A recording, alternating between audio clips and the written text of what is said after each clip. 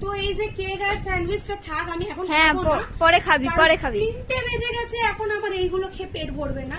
সত্যি কথা বলতে গেলে গ্যাসের ব্যথা নিয়ে গেছিলাম ডাক্তারের কাছে। বোন তো বাইরে ছিল, ও তো ঢুকতেই পারেনি, গার্জেন অ্যালাউ ছিল না। তো আমি গেছিলাম, এবার টেনশন ছিল যে গ্যাসের ব্যথার জন্য না আমি বেবি মুভমেন্ট বুঝতে পারছিলাম না।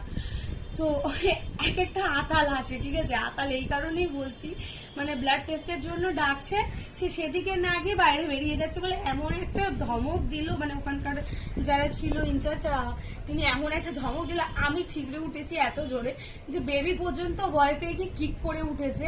মানে কি হলো ব্যাপারটা, আমি এতটা এক্সাইটেড হয়ে গেছি, কারণ এতটা ভালোভাবে না আমি বেবি মুভমেন্ট বুঝতে পারছিলাম না, যার জন্য একটু টেনশন হচ্ছিল মাঝে মধ্যে। সবাই বলছিল যে নর্মাল ব্যাপার, নর্মাল ব্যাপার। তো প্রথমবার তো একটু টেনশন হয়। তো আমি হ্যান্ডশেক করে বলছি কি যে থ্যাংক ইউ ম্যাডাম, আমি কাল দিয়ে না ঠিক মতন বেবি মুভমেন্ট বুঝতে পারছি